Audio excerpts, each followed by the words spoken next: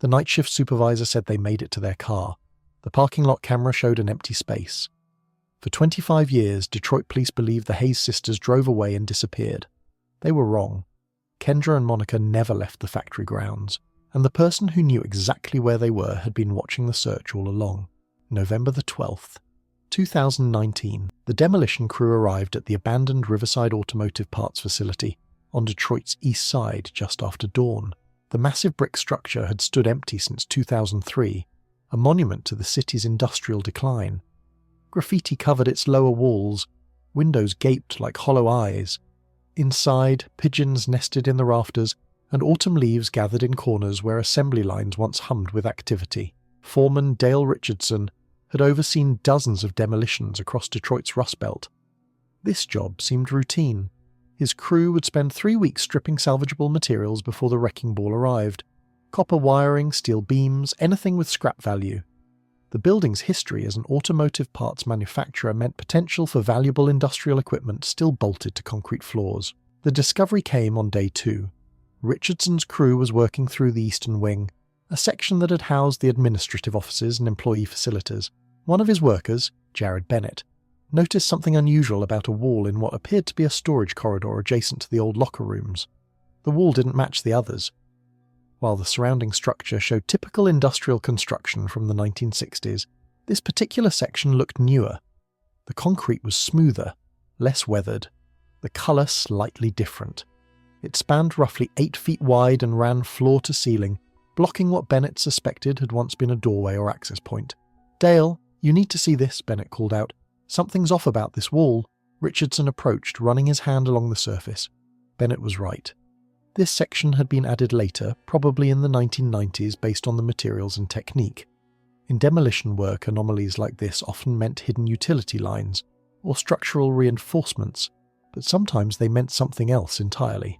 "Let's open it up carefully," Richardson instructed.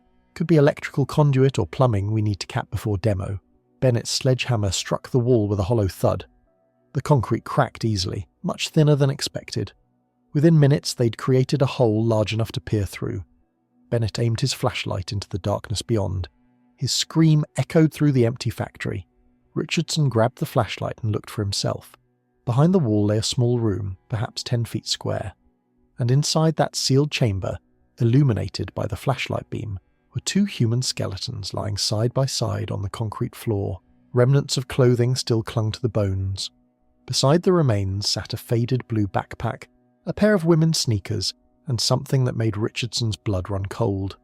2 factory time cards, still legible after all these years. "Nobody move," Richardson commanded, his voice shaking. "We're backing out of here now. Bennett, call 911. Tell them we found human remains. Tell them it looks like it's been here a long time." Within an hour, the abandoned factory had transformed into a crime scene. Detroit Police Department homicide detectives arrived first, followed by forensic technicians from the Wayne County Medical Examiner's office. Yellow tape cordoned off the entire eastern wing. Officers stood guard at every entrance. Detective Sarah Morrison had worked homicide for 14 years.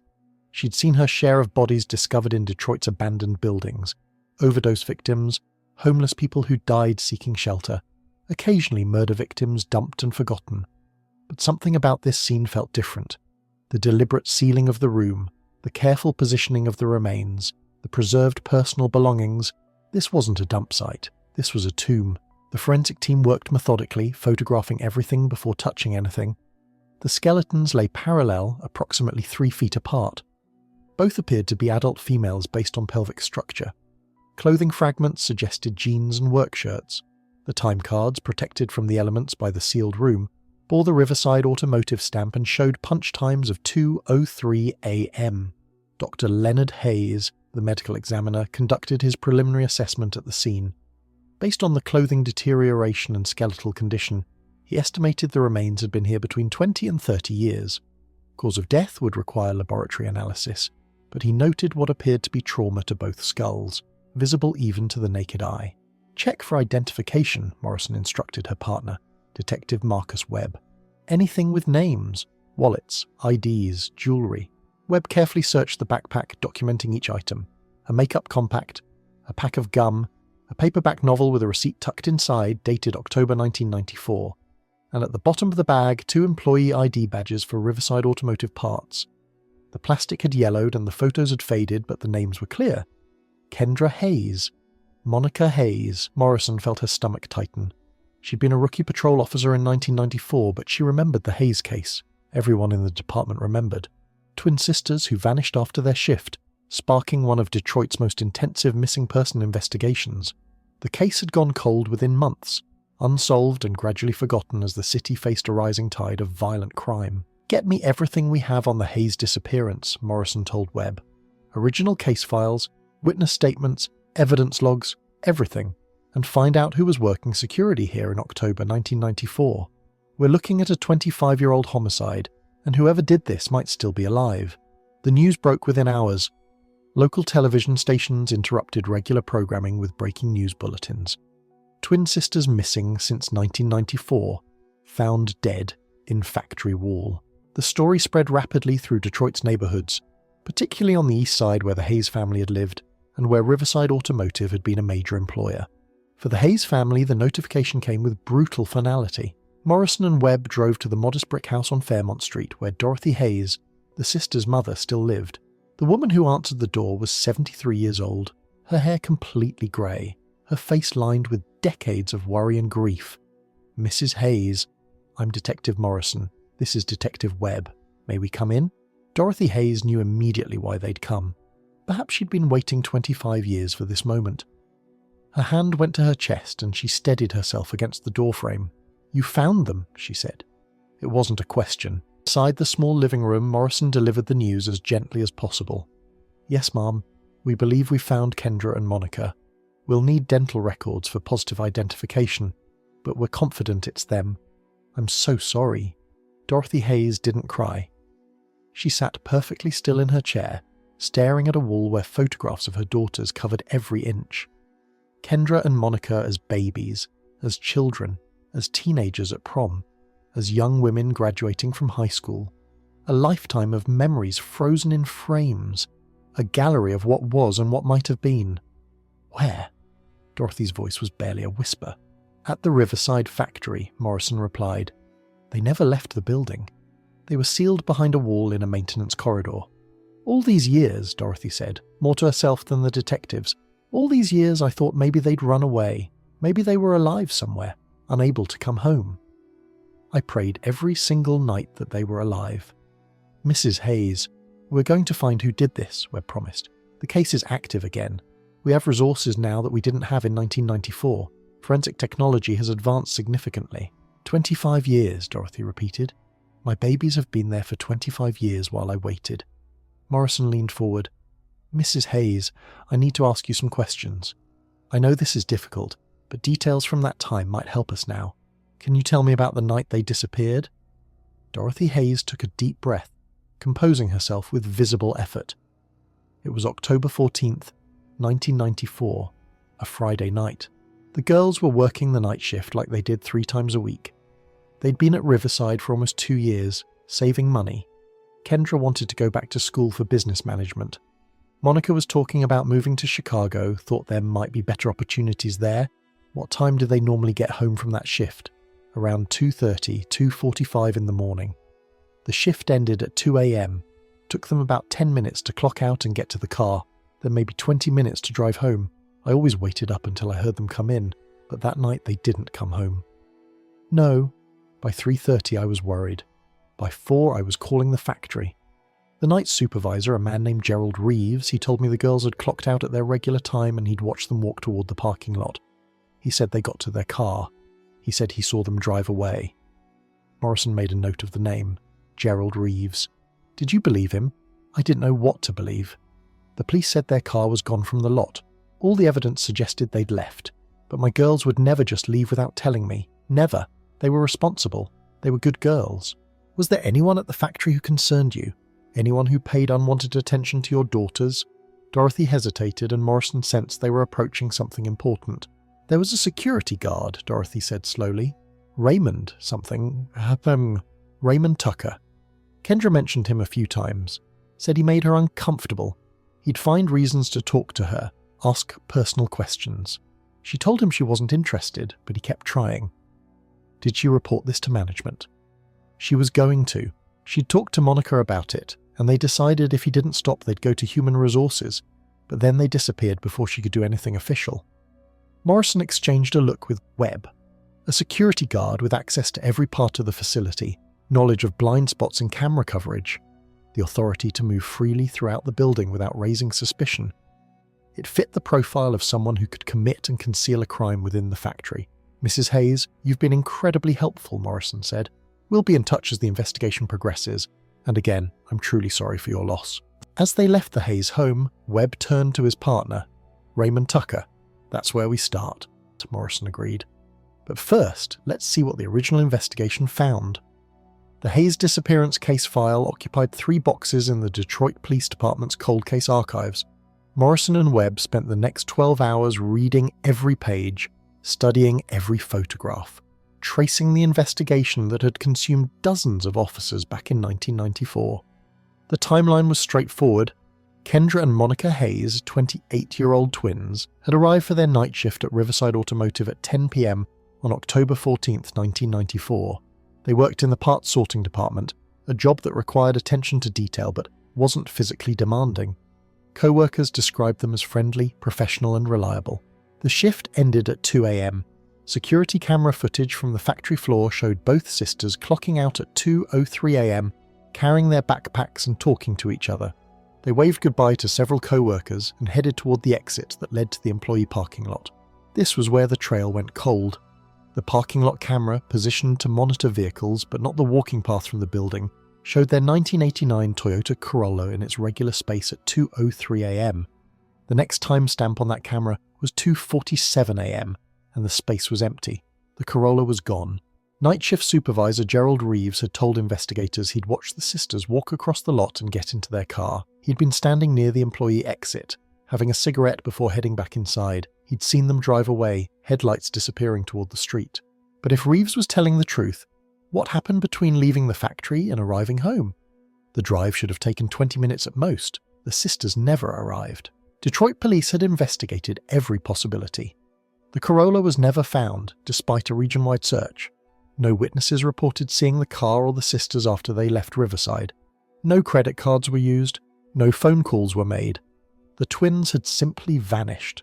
The original investigation identified several persons of interest, but none led anywhere. An ex-boyfriend of Monica's had a solid alibi. A customer from a bar where Kendra had worked years earlier had moved to California. A co-worker who'd asked Kendra out and been rejected was working overtime in a different section of the factory that night, confirmed by multiple witnesses. Raymond Tucker's name appeared in the files, but only briefly. He'd been interviewed as a routine part of canvassing all security personnel.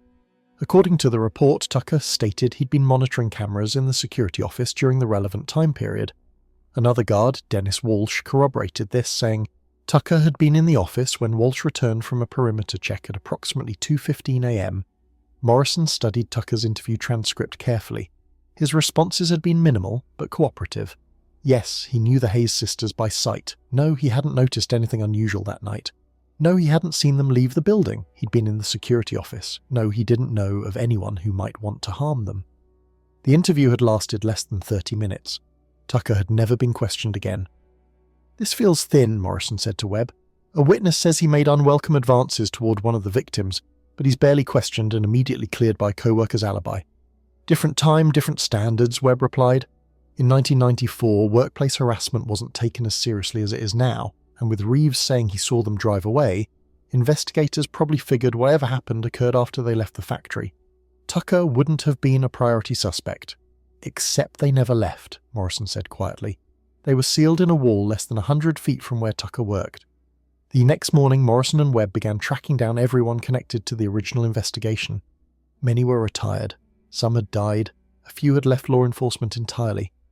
But those who remained remembered the Hayes case with unusual clarity. Former Detective Carl Simmons, who'd been lead investigator in 1994, met them at a diner near the old precinct building. Now 71 and long retired, Simmons still carried the weight of unsolved cases. "I knew we missed something," Simmons said after Morrison explained the discovery. 25 years I've known it. We focused on that damn car. Everyone saw it as a mobile crime scene. We thought they were taken somewhere in the car, killed, and the car disposed of. never seriously considered they might not have left the building. "Tell us about the factory search," Webb asked. "We searched it," Simmons insisted. "Not thoroughly, I'll admit. We had dogs go through within 48 hours. But it was a massive facility, 300,000 square feet, hundreds of rooms and corridors. Some areas were sealed off or marked as structurally unsafe. We couldn't access everything without heavy equipment, and we didn't have probable cause to tear the place apart." "What about the security staff? We interviewed all of them. Nothing suspicious jumped out. They all had alibis from each other. You know how it is. These guys work together, they cover for each other. Not necessarily hiding anything criminal, just the culture of the job." "Raymond Tucker," Morrison said. "The name mean anything special to you?" Simmons thought for a moment. Security guard, quiet guy. Remember, he was one of the more forgettable interviews. Gave short answers, didn't volunteer much. His partner vouched for him being in the office. We moved on. His partner was Dennis Walsh? That sounds right. "We need to find them both," Morrison said. "And Gerald Reeves, the supervisor who claimed he saw them drive away." Simmons pulled out his phone. "I kept in touch with a few people from back then. Let me make some calls." By afternoon they had locations. Gerald Reeves had retired to Florida in 2005 and died there in 2012. Dennis Walsh had moved to Ohio in 1998 and passed away from a heart attack in 2007. But Raymond Tucker was still in Detroit, living in a modest house in the suburb of Warren, just 15 minutes from where the Hayes family home stood.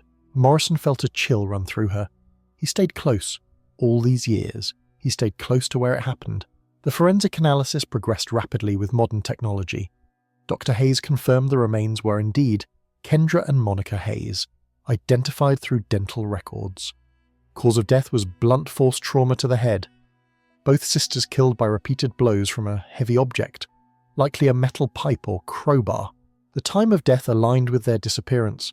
Stomach contents showed partially digested food consistent with the dinner break during their shift.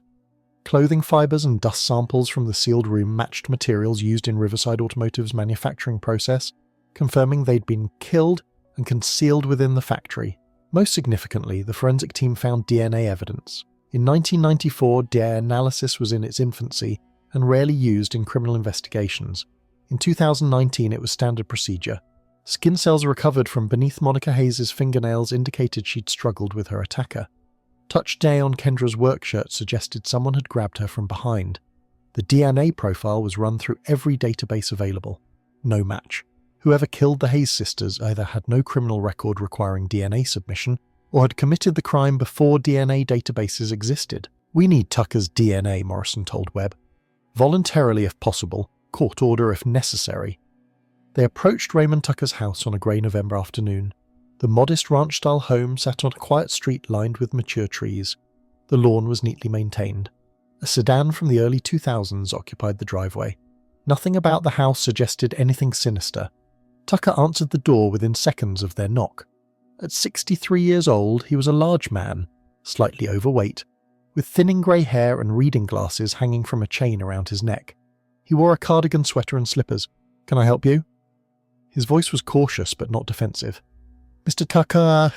Tucker, I'm Detective Morrison and this is Detective Webb from Detroit Police. We'd like to ask you some questions about your time working at Riverside Automotive Parts." Tucker's expression didn't change, but Morrison noticed his hand tightening on the doorframe. "That was a long time ago. I haven't worked there since it closed in 2003.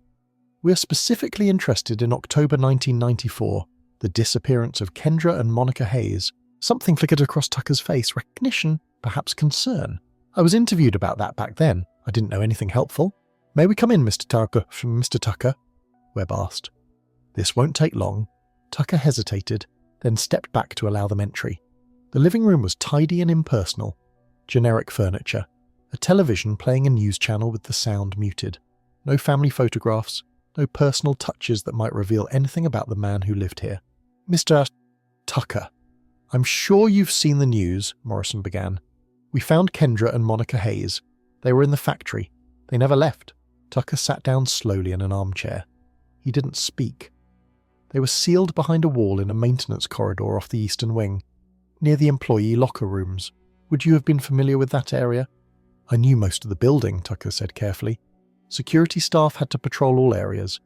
Your shift in October 1994 was 10 p.m. to 6 a.m., correct?" "Usually, yes." "And the night of October 14th you were working?" "I suppose so. I'd have to check old records." According to the original investigation, you told officers you were in the security office monitoring cameras when the Hayes sisters left their shift. Dennis Walsh confirmed you were there when he returned from a patrol around 2:15 a.m. Tucker nodded slowly. If that's what the report says, Morrison leaned forward. Here's our problem, Mr. Tucker. The sisters never made it to their car. They were killed inside the factory and hidden behind a wall that was constructed specifically to conceal their bodies. This required knowledge of the building layout. It required access to materials and tools. It required time and privacy to seal the room without being noticed. And it required someone who could move through the factory at 2 a.m. without raising suspicion. Are you accusing me of something, detective? I'm saying the profile fits someone who worked security, someone who knew the blind spots in camera coverage, someone who had keys to restricted areas. That could describe any security guard who worked there, Tucker said, his voice hardening. Not just me, except you're the one multiple witnesses say made Kendra Hayes uncomfortable, Webb interjected. You're the one who repeatedly asked her out, despite being told she wasn't interested. That's not true, Tucker said quickly. I mean, I might have talked to her sometimes. We all talk to the employees. It was a friendly workplace, but I never made anyone uncomfortable. Who said that? Her mother, Morrison replied. Kendra told her mother you made her uncomfortable. She was planning to report you to human resources. Tucker's face reddened. That's a lie. We were friends. She was friendly to me. She smiled when she saw me. Or she was being polite because you were security and she didn't want trouble, Webb suggested. This is ridiculous, Tucker stood abruptly. I don't have to listen to this. I was interviewed 25 years ago and cleared.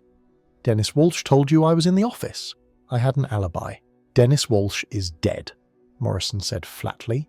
He can't confirm anything now, and alibis provided by co-workers aren't always reliable. You need to leave, Tucker said. If you want to talk to me again, call my lawyer. We will, Morrison stood as well. But first, Mr. Tucker, we need a DNA sample. You can provide it voluntarily here and now, or we can get a court order. Either way, we will have it. Tucker's jaw clenched. He stared at Morrison for a long moment, then seemed to deflate. Fine, take your sample. You won't find anything because I didn't do anything wrong. Webb administered the cheek swab, carefully sealing it in an evidence bag. Morrison handed Tucker a receipt and her business card. We'll be in touch. As they walked back to their car, Webb glanced at his partner. He's our guy. His DNA will tell us for sure, Morrison replied. But yeah, he's our guy. The DNA comparison took 4 days. Morrison spent that time building a comprehensive case profile, assuming Tucker's DNA would match. She tracked his employment history. After Riverside Automotive closed in 2003, Tucker had worked security at various locations around Detroit. A shopping mall, an office building, a hospital. He'd never been promoted, never been disciplined. He'd simply existed, moving from job to job, living a quiet life less than 10 miles from where he'd committed murder. She interviewed former co-workers from Riverside, many now in their 60s or 70s, retired and scattered across Michigan. A picture emerged of Raymond Tucker as a man who'd kept largely to himself, not unfriendly, but not social. Someone who'd do his job competently without drawing attention. Several people remembered his interest in Kendra Hayes, though most had dismissed it as harmless attraction. She was a beautiful woman, one former employee said. Lots of guys had crushes on her and her sister. They looked identical, you know, hard not to notice them. But one former co-worker, a woman named Patricia Coleman, who'd worked in payroll, remembered something more specific. Raymond used to watch the sisters on the security cameras, Coleman told Morrison during a phone interview. I saw him once in the security office. He had the camera zoomed in on their workstation, just watching them. It made me uncomfortable, but I didn't say anything. I wish I had. When the DNA results arrived, Morrison felt no surprise, just grim satisfaction. The skin cells under Monica Hayes' fingernails matched Raymond Tucker's DNA profile with 99.97% certainty. The touch DNA on Kendra's shirt was degraded, but contained markers consistent with Tucker's profile. We have him, Webb said, reading the report. Get the warrant, Morrison replied. Let's bring him in. The arrest occurred at dawn, a deliberate choice to catch Tucker off guard and minimize the possibility of flight or resistance. Morrison led a team of 6 officers approaching the house from multiple directions. When Tucker opened the door to Morrison's knock, still in his bathrobe and slippers, he saw police vehicles blocking the street and officers on his lawn. Raymond Tucker, you're under arrest for the murders of Kendra Hayes and Monica Hayes, Morrison stated, her voice carrying the weight of 25 years of injustice finally addressed. She read him his rights while Webb handcuffed him.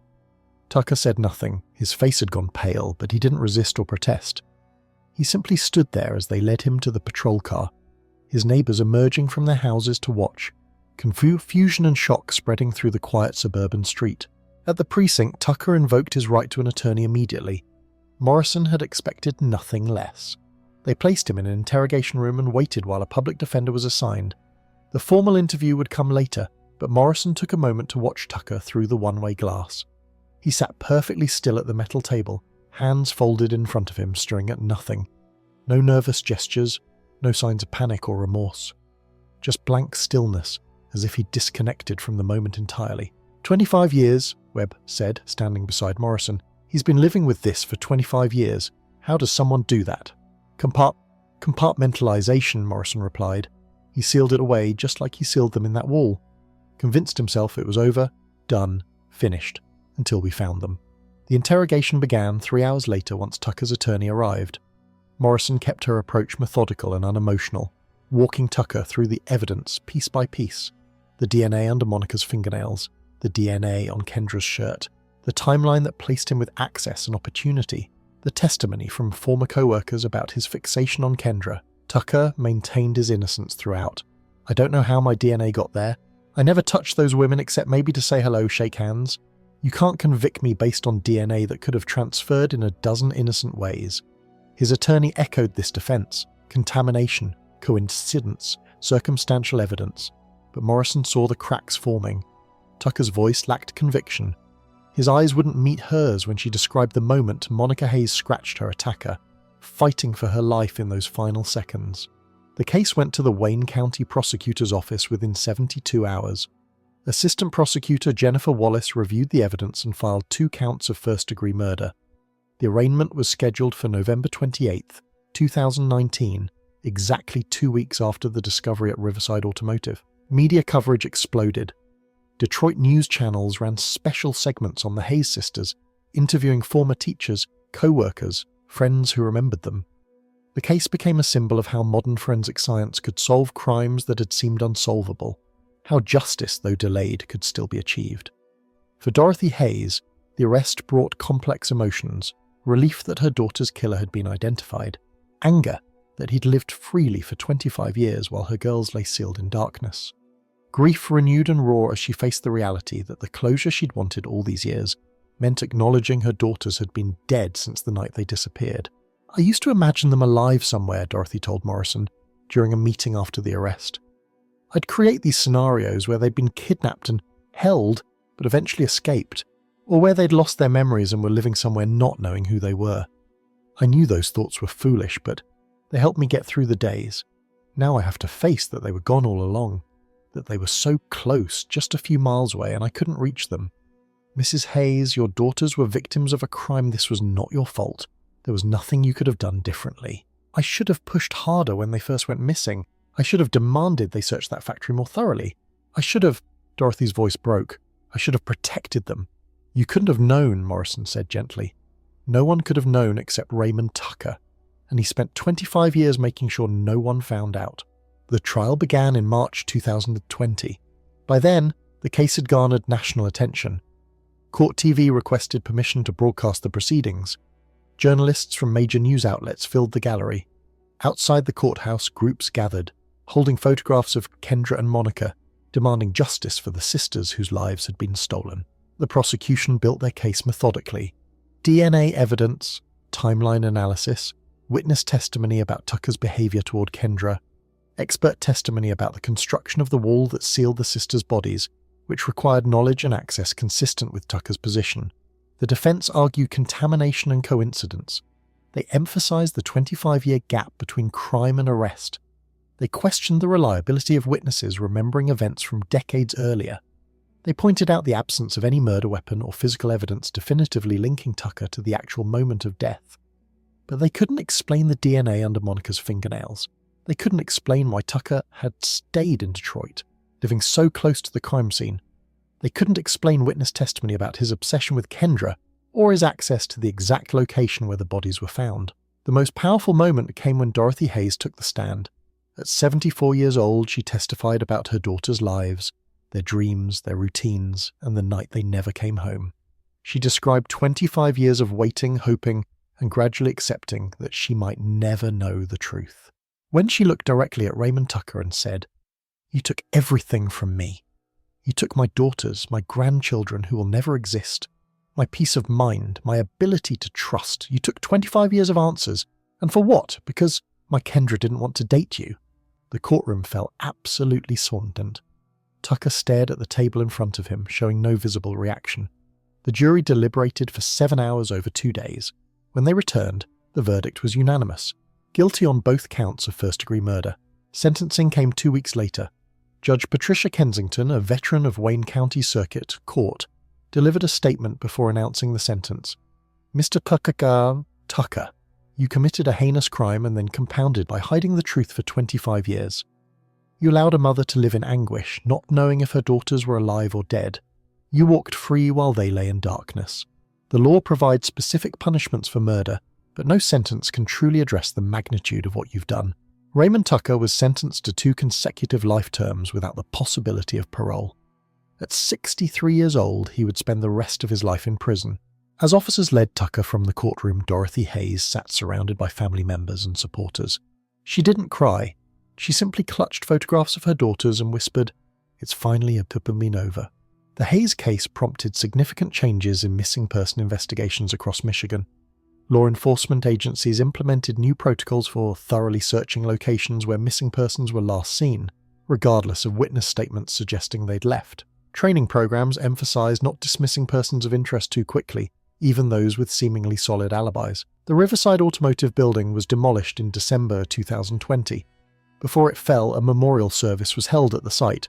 Dorothy Hayes, now 75, stood with her remaining family members and members of the Detroit community who had never forgotten the twins. A plaque was installed near where the factory had stood, commemorating Kendra and Monica Hayes and acknowledging that they'd been there all along, waiting to be found. Raymond Tucker never confessed. In prison interviews, he maintained his innocence, claiming the DNA evidence was contaminated or planted. Prison officials noted he spent most of his time alone, reading and watching television. He received no visitors, he wrote no letters, he existed in the same isolation he'd imposed on the Hayes sisters 25 years earlier. Detective Morrison kept the case file on her desk for months after the conviction. It reminded her why she'd become a detective. Not every case could be solved, not every family received closure, but sometimes persistence and modern science could reach back through decades and deliver justice to those who'd been silenced. The night shift supervisor said they made it to their car. The parking lot camera showed an empty space. For 25 years, everyone believed the Hayes sisters had driven away, but Kendra and Monica never left. They were sealed in darkness by someone who thought he'd never be caught, who believed time and silence would protect him forever. He was wrong. In the end, the voices of 2 sisters, silent for a quarter century, spoke through science and determination. Their case wasn't just solved, it was a promise kept, that no matter how long it takes, the truth will eventually emerge from whatever walls it's hidden behind. This case forces us to confront uncomfortable truths about the people we think we know. Raymond Tucker wasn't a stranger lurking in shadows. He was a co-worker, a neighbor, someone who attended community events and helped fix appliances. For 25 years, he lived an ordinary life while Kendra and Monica Hayes lay entombed just miles away. He watched their mother wait by the window. He saw the missing person posters fade and curl, he knew exactly where they were, and he said nothing. Think about the people in your own community, the quiet neighbor who keeps to himself, the co-worker who seems perfectly normal, the security guard, the maintenance worker, the person with keys to places others can't access. How well do we really know them? And more importantly, when we see something that doesn't feel right, when someone's behavior makes us uncomfortable, do we speak up or do we stay silent because it seems easier? Kendra Hayes told her mother about Raymond Tucker's unwanted attention. She was planning to report him to Human Resources, but she never got that chance. What if she had spoken up sooner? What if her co-workers who noticed Tucker watching the sisters on security cameras had said something? We'll never know if earlier intervention could have saved their lives, but we do know that silence protected their killer for a quarter century. Dorothy Hayes spent 25 years waiting for answers, 25 years of setting places at the dinner table, 25 years of keeping bedroom doors open, 25 years believing her daughters might still be alive somewhere. The cruelty of that false hope is almost incomprehensible. And yet, she never stopped searching. She never gave up. That persistence, combined with a demolition worker who noticed something unusual and forensic scientists who refused to treat this as just another old case, finally brought justice. Modern technology gave Kendra and Monica their voices back. DNA evidence that didn't exist in 1994 identified their killer with scientific certainty. But technology alone didn't solve this case. It took human determination. It took people who cared enough to look closer, dig deeper, and refuse to let two young women become forgotten statistics. Here's what I want you to think about as you go about your day. How many other Kendra and Monica Hayes are still waiting to be found? How many families are still searching for answers? How many cold cases sit in evidence boxes, waiting for someone to care enough to reopen them? The answer is thousands. Tens of thousands. And each one represents real people with families who love them, who remember them, who deserve to know the truth. If this story moved you, if it made you think, if it reminded you that justice delayed is still justice worth pursuing, I need you to do something. Subscribe to this channel, hit that notification bell, share this video with someone who needs to hear Kendra and Monica's story. Your support ensures that cases like this don't get forgotten, that families still searching for answers know there are people who care, and that the voices of victims silenced by violence can still be heard through the power of storytelling and modern investigation. Leave a comment below. Tell me what struck you most about this case. Was it Dorothy's 25-year wait? Was it the DNA evidence that finally broke the case? Was it the realization that Raymond Tucker lived among his victims' community for decades? Your thoughts matter. Your engagement helps these stories reach more people. And maybe, just maybe, someone watching has information about an unsolved case that could finally bring another family the closure they desperately need. The Hayes sisters deserved better. They deserved to pursue their dreams, to build their lives to grow old. Raymond Tucker took all of that from them. But he couldn't take their story. And now, 25 years later, Kendra and Monica Hayes are finally heard. Their case is solved, their killer is behind bars, and their memory serves as a reminder that the truth, no matter how deeply buried, no matter how carefully hidden, will eventually find its way into the light. Thank you for watching, thank you for caring, and thank you for helping ensure that victims like Kendra and Monica Hayes are never forgotten. Until next time, stay safe, stay vigilant, and never stop asking questions.